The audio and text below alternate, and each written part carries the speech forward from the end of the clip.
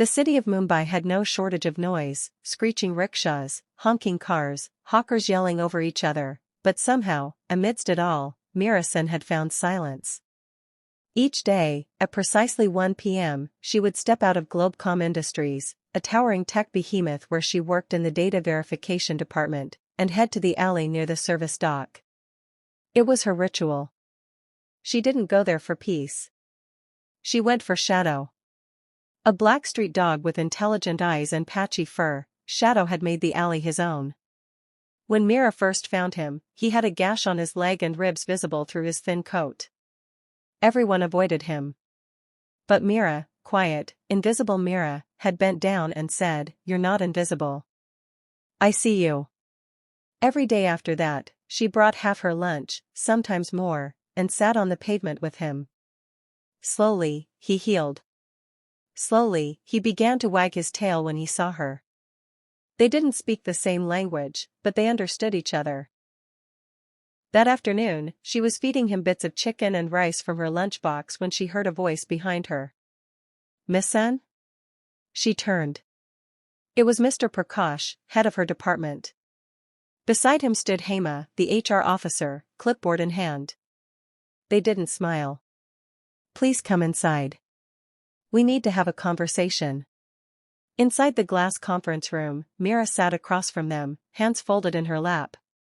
"Feeding street animals on company property is against hygiene policy," Prakash said coldly. Meera blinked. "I wasn't inside. I was near the service dock. Outside. The premises are under company jurisdiction," Hema added. "We've had complaints." "From who?"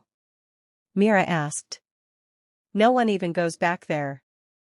"Security saw it on the camera," Hema replied. Meera's jaw tightened. "He's a harmless dog. I've been feeding him for weeks." Prakash leaned forward. "Meera, this isn't personal. But..." Wide, red, and watching. Some said the spirits had taken her as their bride. 5. The return. A year passed. Obina never married. He grew hollow, the blacksmith's fire now just a dull flicker. But strange things began happening in Ayandi. Young women claimed to see Amara's face in the river, smiling. Fishermen heard wedding drums under the water. Babies born near the riverbanks were said to have Amara's eyes.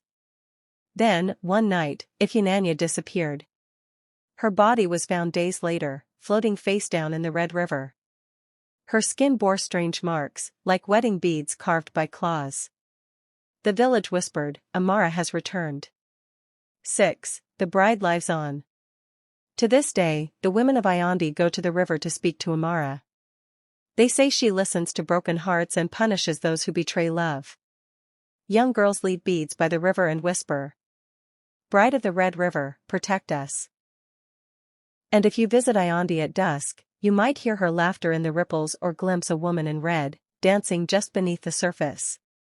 The bride who chose the water over a lie. The bride who became legend. The employees gathered in the atrium for the official handover. Meera took the stage. Some recognized her. Hema stared, mouth slightly open. Prakash turned a ghostly white. "For years ago," Meera began, "I was fired here. For feeding a hungry dog. I was told rules were rules." She paused. "And today, I return, not for revenge. But to rebuild. To show that kindness is strength, not weakness." A pause. She looked toward the side entrance where she used to sit. "I was invisible once. Now I choose who gets seen." Applause broke like a storm. Chapter 8, The Reunion. Later that day, Meera returned to the alley by the service dock. A younger dog sat there now, probably a pup of Shadow. She smiled and placed a plate of food down. "Your father was a hero," she whispered. "He started all this." She felt a nuzzle at her hand, gentle and warm. From the shadows, the old dog stepped forward, older, slower, graying. Shadow.